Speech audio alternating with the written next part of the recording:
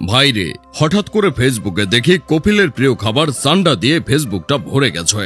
রিলসে যেতে পারি না, সেখানেও দেখি সান্ডা। ফেসবুক স্ক্রল করব, সেখানেও দেখি এই সান্ডা। বাঙালি একটা জিনিস পাইলে যে সেটার গুষ্টি উদ্ধার করে ছেড়ে দেয়, সেটা তো আমি আপনি ভালো করেই জানি। এবারও ঠিক এমনটাই হলো।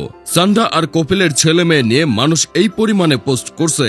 সান্ডা ছাড়া এখন এই ফেসবুক ওয়ালটাতে আর কিছুই নাই। এসব দেখে আবার কেউ রাগ করে পোস্ট করতেছে সান্ডা নিয়ে পোস্ট করা লোকজনদের যৌন শক্তি নষ্ট হোক। ভাই, একবার চিন্তা করে দেখেন মানুষ ঠিক কতটা বিরক্ত হইলে এমন একটা কথা বলতে পারে।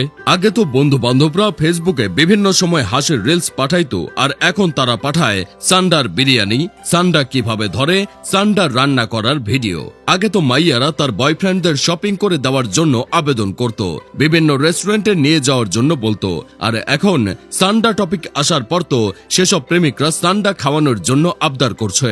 এগুলো দেখে মাঝে মাঝে মনে হচ্ছিল আমি আর ফেসবুকে নাই, আমি কোনোভাবে সান্ডার খামারে চলে আসছি। ছোটন কাকা যেমন শীতের শোধনে দাঁড়াতে পারছিল না, তেমনি আমাদের দেশের পোংটা পোলাপানের জ্বালায় সান্ডার শোধনে আমি দাঁড়াতে পারতেছিলাম না, বসতেও পারতেছিলাম না। ফেসবুকটা বন্ধ করে ঘুমিয়ে গেছিলাম পোংটা পোলাপানের সান্ডা নিয়ে পোংটামি দেখব না বলে। কিন্তু ভাগ্যের কি নির্মম পরিহাস, ঘুমানোর পর ঘুমের মধ্যে স্বপ্ন দেখতেছি আমি সৌদির মরুভূমিতে গিয়ে কপিলের জন্য সান্ডা ধরতেছি। তাহলে বলেন কেমন ডাল লাগে?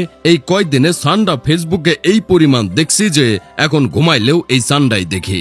যারা এখনো জানেন না এই সান্ডা আর কপিল কি, তারাই বর্তমানে এই গরমের মধ্যে সুখে আছেন। তবে এই সান্ডার কাহিনী দিয়ে ফেসবুকটা ভরে গেল কিভাবে, সেটাই তো বুঝতে পারলাম না। তাই এটা খুঁজে বের করতে অনুসন্ধানে আমরা বের হয়েছিলাম। তারপর জানতে পারলাম আমাদের দেশের কিছু প্রবাসী ভাইরা সৌদিতে থাকে, সেখানে এই সান্ডা খাওয়ার প্রচলন রয়েছে, আর তারা সেখানকার মালিকদের জন্য সান্ডা রান্না করে আর সেই ভিডিও বানিয়ে ফেসবুকে আপলোড করে। সেই ভিডিও আমাদের দেশের কোনো এক চৌধুরীর নাতি শেয়ার করে ফেসবুকে।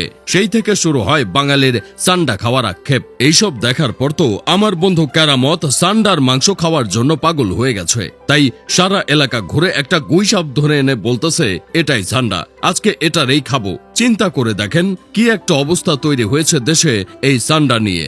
আমি তো মাঝে মাঝে চিন্তা করি মানুষের রুচি হয় কিভাবে এই ধরনের এক প্রাণী খাইতে। আমার তো ভাই দেখলেই কেমন জানি লাগে, আবার এইটা মানুষ খায় কেমনে? মানুষের রুচি নিয়ে আসলেই আমার সন্দেহ আছে। বড়লোকদের যে রুচিতে একটু সমস্যা আছে সেটা এই সান্ডা খাওয়া দেখলেই বোঝা যায়। তবে এই সান্ডা খাওয়া নিয়ে ভালোই বিতর্ক আছে। এই সান্ডা খাওয়াকে কেউ হালাল মনে করে, আবার কেউ মাকরুহ মনে করে। যদি আপনার রুচিতে আসে তাহলে এটা আপনি খাইতে পারবেন, আর যদি আপনার রুচিতে না আসে তাহলে খাওয়ার দরকার নাই। আবার কারো কারো মতে এটা না খাওয়াই উত্তম। এখন তাহলে আপনি ঠিক করেন আপনি খাবেন নাকি খাবেন না। যাই হোক, শেষমেশ আমি গোলাম হোসেন একটা কাজের কথা কই।